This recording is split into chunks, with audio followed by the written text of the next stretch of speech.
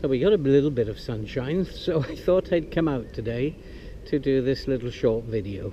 And you know what? Sometimes I seriously wonder, am I going to a third world country or am I leaving one? Yeah, there's been a bit of a mess up, but hopefully everything is working out now, with only 6 days to go and a flight schedule that's slightly messed up because of the war in Iran. Let's go and unscramble all this.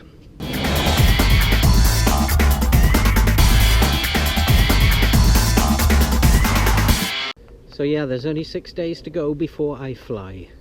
What a relief that is turning out to be. We're pretty much already done with the packing.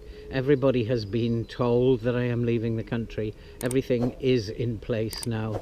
I've just got to finalize one or two little bits with regard to the weight in my suitcase, and then I've got to throw a couple of things away.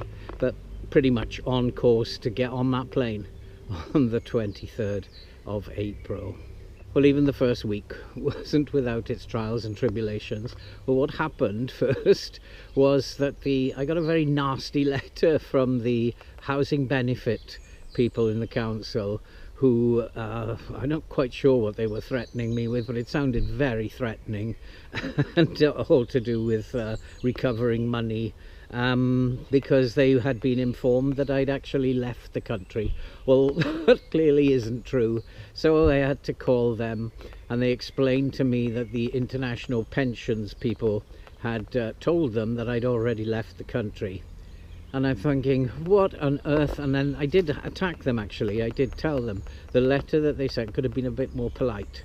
Without knowing the facts, they could have actually written that a little bit nicer, in a better way. I was told that it was just a standard letter, so I had remarked, well, maybe you need to rewrite that standard letter.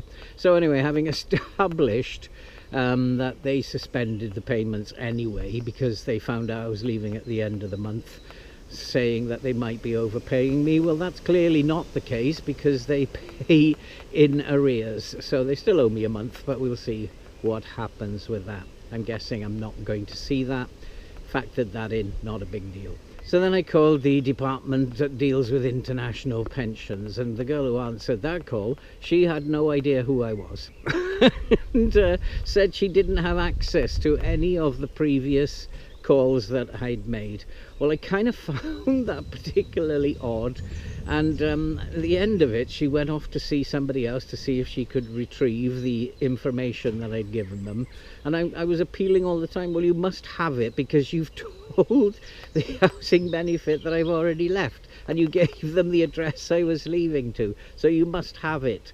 And anyway, she came back and said she still couldn't find it. And I told her, do you actually write this information down on index cards, or are you actually using a computer network here?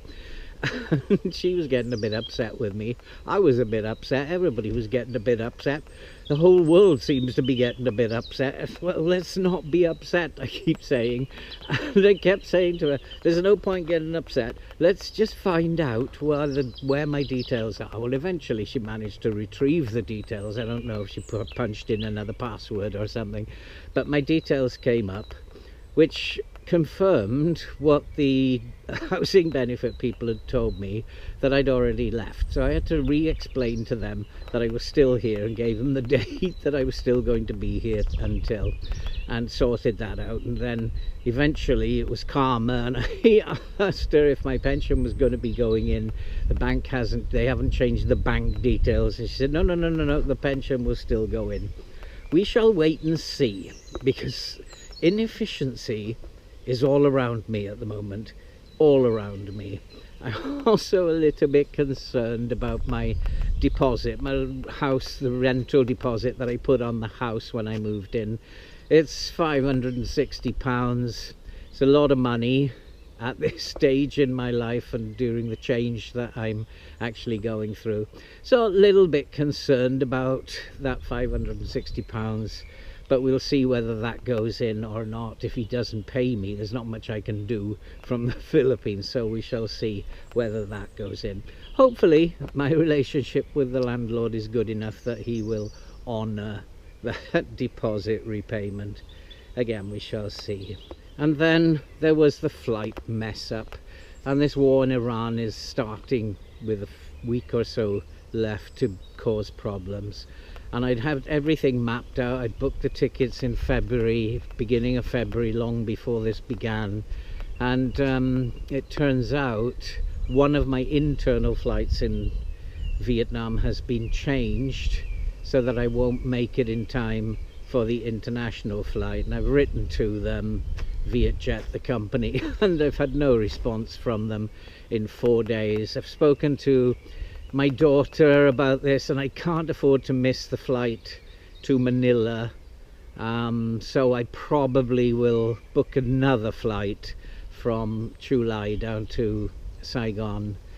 So if they do sort the other one out and put me on an earlier flight as I've asked, then I'll have 2 flights that I can use in order to get myself to Ho Chi Minh City, Saigon, and then off to Manila. Once I'm in Manila, everything is done, and hopefully the pension will still get paid and everything will work out fine.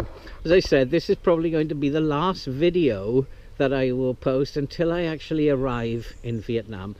Everything is sorted out. There's not much more to say. We've gone through everything that I've had to deal with in terms to get to this point, and so we shall now wait till better things happen, starting in Heathrow next week, and then we'll have a video of my arrival in Vietnam, and my journey then begins, and it'll be a lot more interesting than all the problems that we're having this side of the journey.